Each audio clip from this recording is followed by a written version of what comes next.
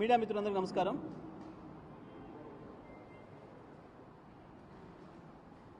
రాత్రి మధ్యరాత్రి వేళ సిద్దిపేట శాసనసభ్యులు మా మాజీ మంత్రివర్యులు హరీష్ రావు గారి అధికారిక నివాసం క్యాంప్ ఆఫీస్ పైన కాంగ్రెస్ గుండాలు దాడి చేసి దాని నష్టాన్ని కలిగించడం అనేది ఏదైతుందో ఈ సంఘటన తీవ్రంగా ఖండిస్తూ ఉన్నాం. ఇది కేవలం కొద్దిమంది ఆకతాయిలు ఏదో తాగి తప్పి చేసిన పని కాదు. రాష్ట్ర ప్రభుత్వం స్వయంగా ఒక డైరెక్షన్ ఇచ్చి వాళ్ళకు పోలీసు రక్షణ కూడా ఏర్పాటు చేసి పోయే వాళ్ళకు కూడా అల్లరిముక్కలకు కూడా గుండాలకు కూడా స్వయంగా పోలీసులు వెంట ఉండి చేసిన కార్యక్రమం ఇది. అనుకోకుండా జరిగిన సంఘటనను ఆకతాయిల సంఘటన కాదు, రాష్ట్ర ప్రభుత్వమే స్వయంగా చేయించిన గుండా దాడి ఇది. ఈ దాడిని మేము తీవ్రంగా ఖండిస్తూ ఉన్నాం. ఇటువంటి అల్లరి చిల్లర వేషాలకు భయపడే పరిస్థితుల్లో బీఆర్ఎస్ పార్టీ లేదు. మేం వీళ్ళ బాబుల్ని ఎదిరించి వీళ్ళ నాయకుల్ని ఎదిరించి తెలంగాణ తెచ్చిన కేసీఆర్ నాయకత్వంలో ఉన్న పార్టీ ఇది. ఈ చిల్లర వేషాలతోని సమస్యల్ని పక్కదారి పట్టిస్తామని చెప్పి మీరు అనుకుంటే అది మీ తెలివితక్కువతనం అవుతుంది. ఇట్లాంటి ట్రాపులు ఎన్నో చేసిండ్రు. చంద్రబాబు నాయుడు గారు, రాజశేఖర రెడ్డి గారు, రోషయ్య గారు, కిరణ్ కుమార్ రెడ్డి గారు చాలా చేసారు. ఇటువంటివన్నీ తెలంగాణ ఉద్యమాన్ని అంచేస్తామని పక్కదారి పట్టిస్తామని చాలా చిల్లర వేషాలు వేశారు. కానీ కేసీఆర్ గారి ఆలోచనల ముందట ఇవేవి నిలబడలేదు, ఇవేవి వాటి లక్ష్యాన్ని సాధించలేదు. ఇవాళ ఈ సంఘటనకి ఏకైక కారణం తెలంగాణ రాష్ట్ర ప్రభుత్వంగా కాంగ్రెస్ పార్టీ రైతుల్ని ఏదైతే మోసం చేసిందో రుణమాఫీ విషయంలో దాని నుంచి పక్కదో పట్టించడం కొరకు చేసిన చిల్లర చర్య ఇది. బీఆర్ఎస్ పార్టీ కార్యకర్తలు, తెలంగాణ ప్రజలు, రైతాంగం అందరూ కూడా అర్థం చేసుకోవాల్సిన విషయం. మేమెప్పుడు కేసీఆర్ ఎప్పుడు హింసపై పోనీయలే ఉద్యమాన్ని. 10 సంవత్సరాల కాలంలో ఎప్పుడు కూడా అధికారంలో ఉన్ననాడు ఒక్క కేసు కాంగ్రెస్ పార్టీ నాయకుల మీదనో ఇతరుల మీదనో నమోదు కానీయలే, ఒక్క భౌతికమైన దాడి జరగనీయలే. కేసీఆర్ రక్తంలోనే హింస లేదు. మొదటి నుంచి కూడా అహింసాయుత పద్ధతుల్లో నడపాలి అని చెప్పి ఉద్యమాన్ని ఆ పద్ధతుల్లో నడిపించింది.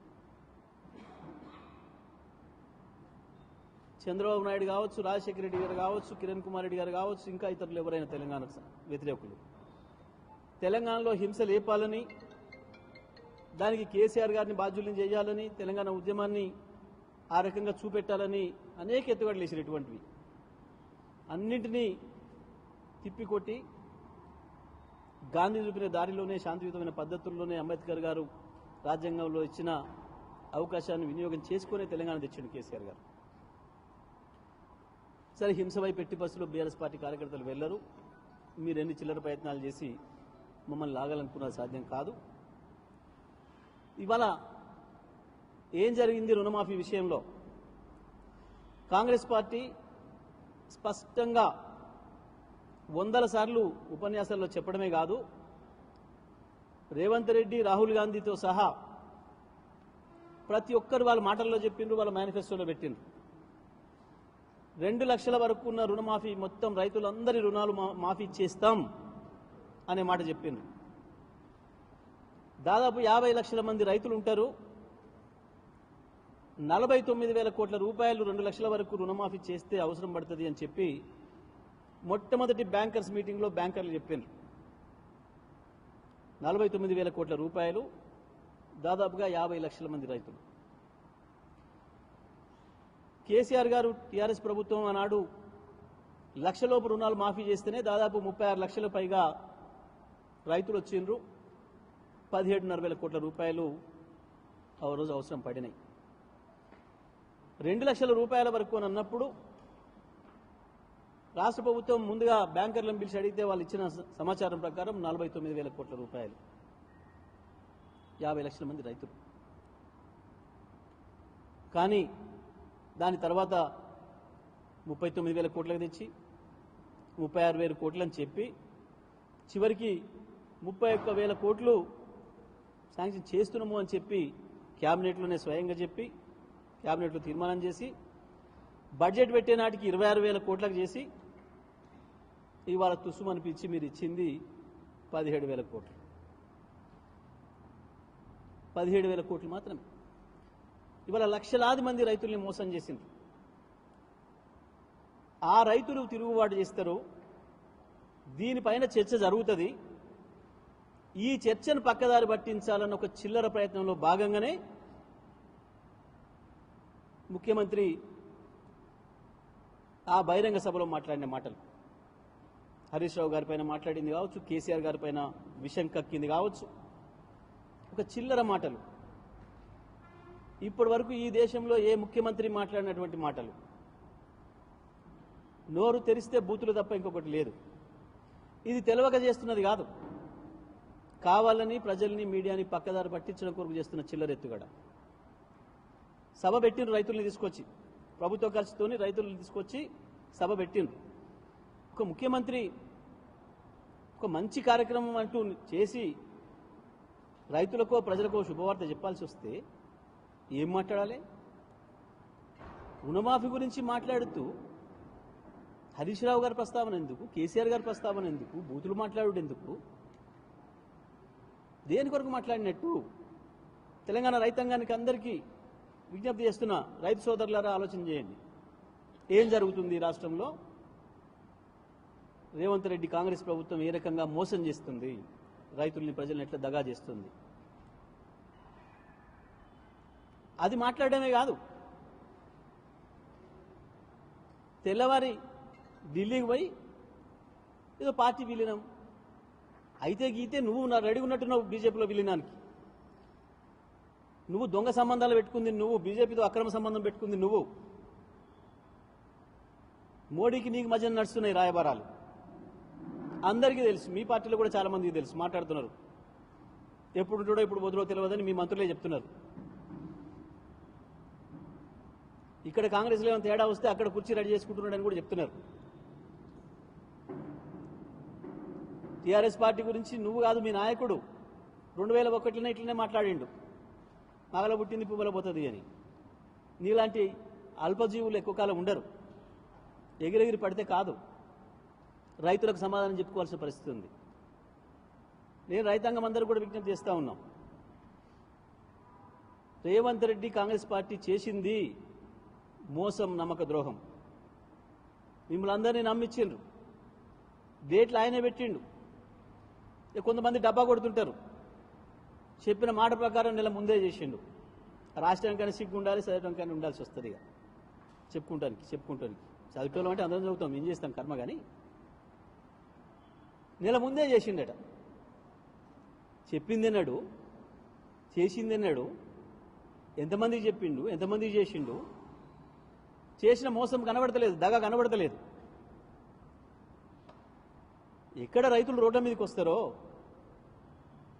ఎక్కడ నన్ను నిలదీస్తారో అన్న భయంతో సమస్యను పక్కదారి పట్టించడం కొరకు మీడియాలో ప్రధాన వార్తల్లో ఇది ఉండకూడదని కావాలని చెప్పి చిల్లర మాటలు మాట్లాడుతూ సమస్యను పక్కదారి పట్టించే ప్రయత్నం, దాంతోపాటు హింసను ప్రేరేపించాలన్న ఒక దుర్మార్గమైన ఆలోచన.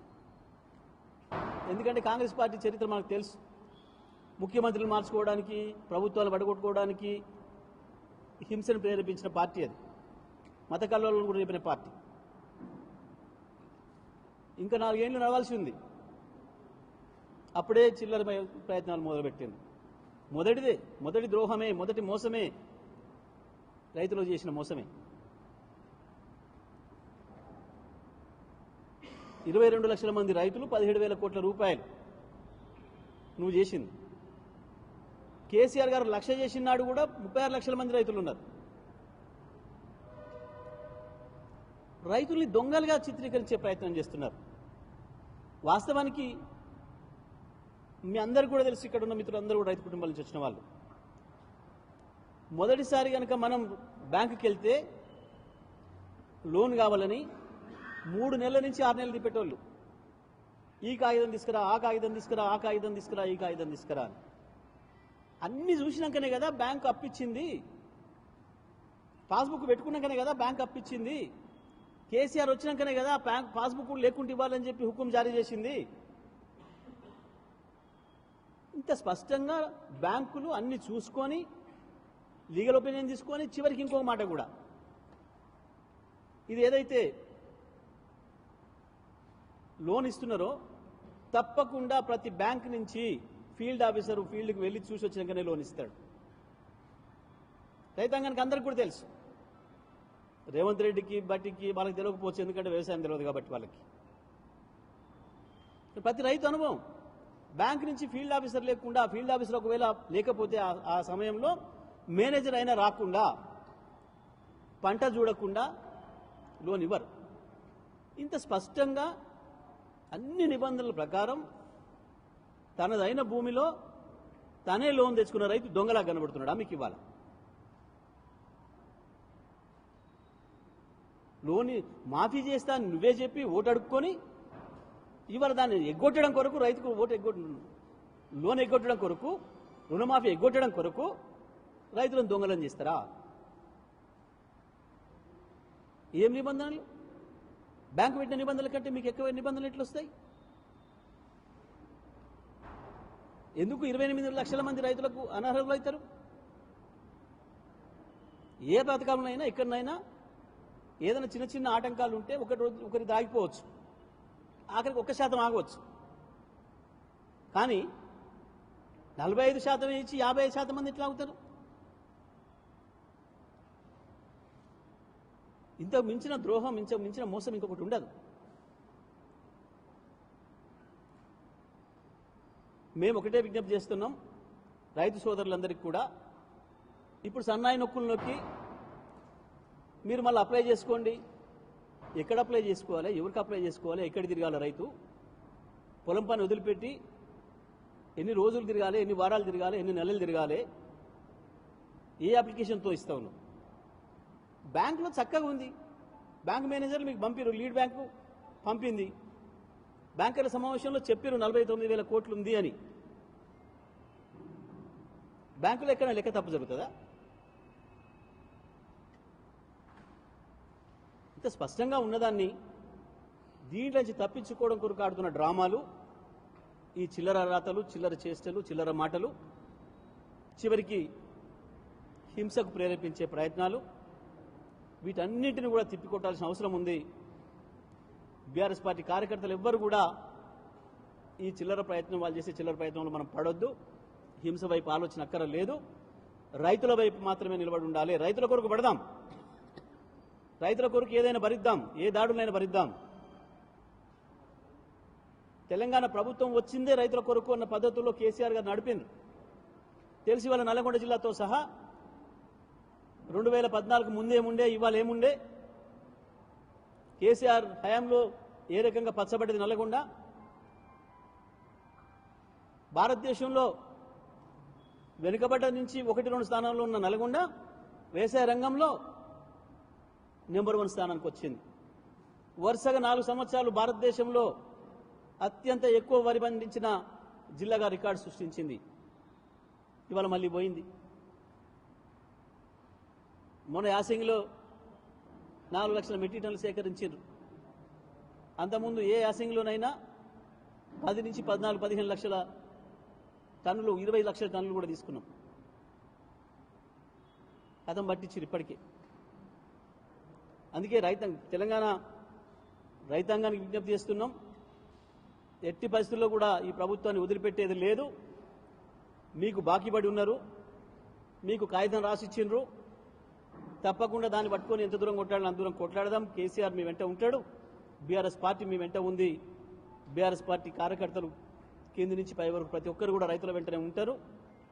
తప్పకుండా గ్రామాలలో రైతులు కూడా విజ్ఞప్తి చేస్తున్నాం, ఏ పద్ధతుల్లోనైతే మాట ఇచ్చిండ్రో, మనతో ఓటు వేయించుకుర్రో అదే పద్ధతిలో నిలబెట్టాలి.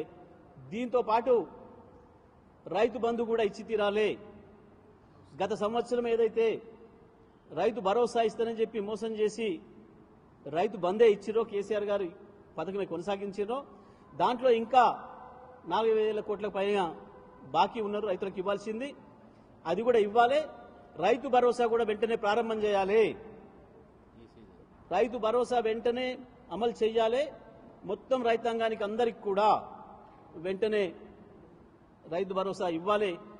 బ్యాంక్ అకౌంట్లలో మీరు చెప్పిన ప్రకారం ఎకరానికి 7,500 రూపాయల చొప్పున జమ చేయాలి. వాస్తవానికి కేసీఆర్ ప్రభుత్వం ఎప్పుడైనా జూన్ జూలై మాసం లోపే వేసింది. మరి ఇప్పుడు ఎట్టి పరిస్థితులు ఆగస్టు అయిపోయింది, సెప్టెంబర్ వచ్చింది ఆల్మోస్ట్ ఆల్. ఎట్టి పరిస్థితుల్లో కూడా రైతు భరోసా కూడా ఇచ్చి తీరాలని, గ్రామంలో రైతులందరూ కూడా ఐక్యం కావాలి. ఈ మోసపూరిత ప్రభుత్వాన్ని నిలబెట్టడానికి ప్రయత్నం చేయాలి. అందరం కూడా మీ వెంట బీఆర్ఎస్ పార్టీ ఉంది, కేసీఆర్ గారు ఉంటారు. తప్పకుండా మీ న్యాయమైన కోరిక ఏదైతే ఉందో, మీకు న్యాయమైన సమస్య ఏదైతే ఉందో దాన్ని సాధించుకోవడం కొరకు అందరం కూడా ఐక్యం కావాలని చెప్పి ఈ సందర్భంగా విజ్ఞప్తి చేస్తా ఉన్నా.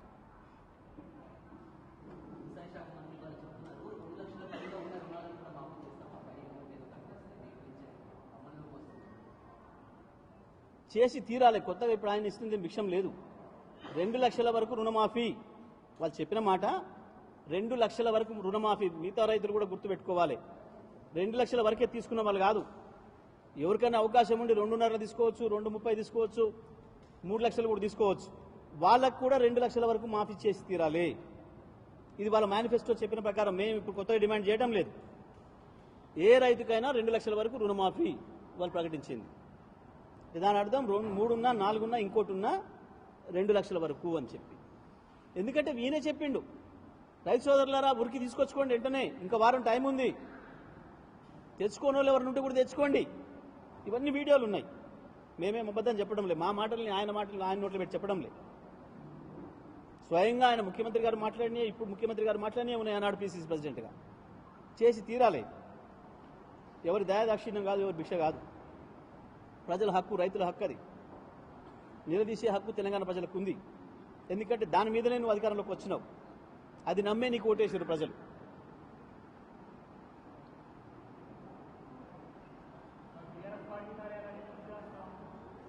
సరే, బీఆర్ఎస్ పార్టీ కార్యాలయానికి సంబంధించి ఈ జిల్లాలో, ఈ రాష్ట్రంలో చాలా పార్టీలకు ఉన్నాయి కార్యాలయాలు. ఇదే నల్లగొండలో అన్ని పార్టీలకు కార్యాలయాలు ఉన్నాయి. అన్ని పార్టీ కార్యాలయాలకు ఏవైతే నిబంధనలు వర్తిస్తాయో మాకు కూడా అవే వర్తిస్తాయి. సింపుల్. మేము వాళ్ళందరూ ఒకటే, అందరూ రాజకీయ పార్టీలే. అందరికీ ఏ నిబంధనలు ఉన్నాయి ఆ ప్రకారం మేము కూడా ఉంటాం. మాకేం అభ్యంతరం లేదు.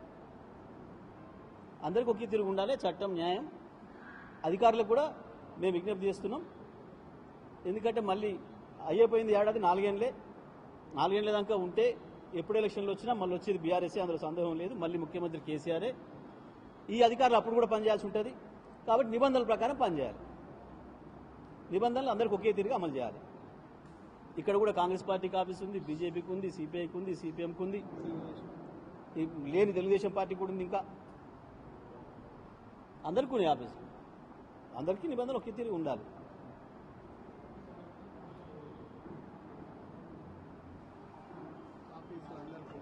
ఓకే, అందరికీ నమస్కారం.